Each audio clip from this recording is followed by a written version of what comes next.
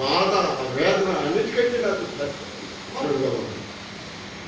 కొన్ని ప్రోగ్రాంలో నేను వెళ్ళాలి, వచ్చేవాళ్ళు శనివారం బయటకు గమని గంట ఊరు, ఇంకా అనేక ఊళ్ళు ఉన్నాయి. బుక్ చేసుకున్నారు, నాయనాలు రావాలి. పెద్దోళ్ళందరూ చచ్చిపోయారు. మేము ఒక్కరే ఉన్నప్పుడు పెద్దోళ్ళు నువ్వు కూడా పోతే మాకు గతేందని భక్తిలో ఉన్నటువంటి పిల్లలు వెళ్ళాడుతున్నారు, ప్రార్థన చేస్తున్నారు. కనుక పిల్లగా పాపం దాచుకొని పట్టణానికి వెళితే 36 మంది చచ్చిపోయారు. యెహోషువ సంగతి రాత్రి అంతా ఏడ్చాడు. అయ్యో ప్రభువా, అంతలో ఎక్కువ పట్టణాన్నే మా స్వాధీనం చేశారు ప్రభువా. ఈ పట్టణం చిన్న పట్టణంలో 36 మంది చనిపోయారు. నా సహోదరులు ఏడ్చి నెలకి ప్రభు తెల్లవారుజామున ప్రత్యక్షమై మాట్లాడుతున్నాడు. యెహోషువ లే, ఇశ్రాయేలు పాపం చేశారు. గోత్రంలో ఉన్నటువంటి అతను బయటపడ్డాడు.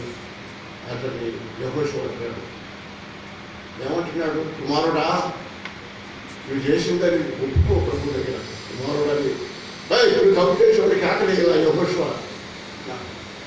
అతనితో కుమారుడా అని పిలుస్తున్నాడు. నువ్వు చేసిన తప్పేమిటో ఒప్పుకో.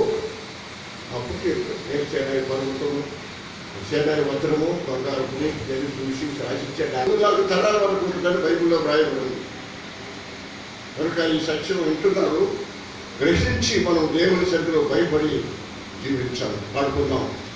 ఎవరిని పాడుకొని దేవుని వాక్యం 1 గంటకి వచ్చేవారు. సంపన్నుడైన మహానీయుడు, మహాదేవుడు మన పట్ల ఎంతో ప్రేమ కలిగి ఉన్నాడు ఆయన పరలోకంలోకి. ఎందుకంటే శాశ్వతమైనటువంటి స్థలం ఒకటి ఉన్నది.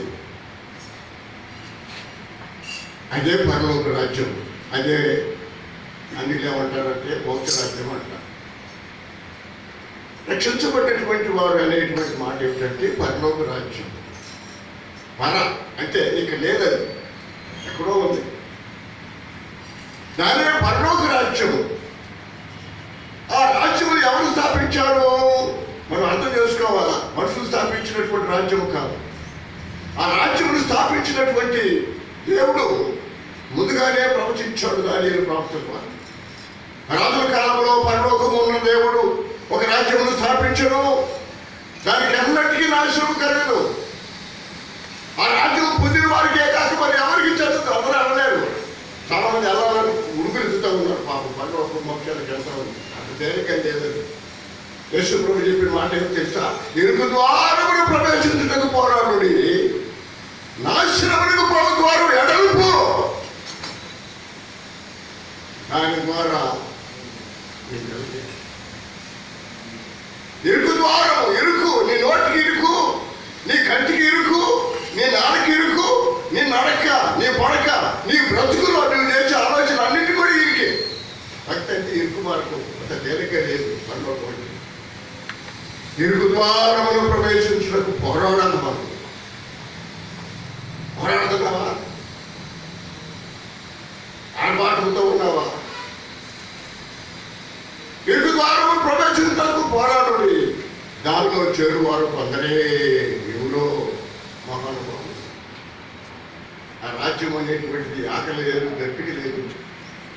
యుగయుగములు దేవుని దూతులతో కూడా తిరిగే బంగారు నిధులు తిరిగేటువంటి బ్రతుకునిస్తాడు యేసయ్యను. ఆ బ్రతుకు కావాలా? లేకపోతే నిత్యం ఏడ్చి నువ్వు పడుకొనుకునే స్థలం నీకు కావాలా? ఏం కావాలో కోరుకు. ఈ స్థలంలో ఉన్న నీ జీవితంలో నీకు ఏ రాజ్యం కావాలో కోరుకు. ఆ పరలోక రాజ్యం శాశ్వతమైనటువంటి రాజ్యం, మహిమతో కూడుకున్న రాజ్యము. అది యేసు ప్రభు వారు చేసినటువంటి రాజ్యం. 12 రత్నాల ముత్యాలతో 1500 మైళ్ళ పొడవు, 1500 మైళ్ళ వెడల్పు కలిగినటువంటి పట్టణం అన్నమాట. దాని విస్తీర్ణత ప్రకటనలో ఉంది. ఎటు చూసినా 1500 మైళ్ళు ఎంతో ఎత్తు. మహిమ యేసుక్రీస్తు యొక్క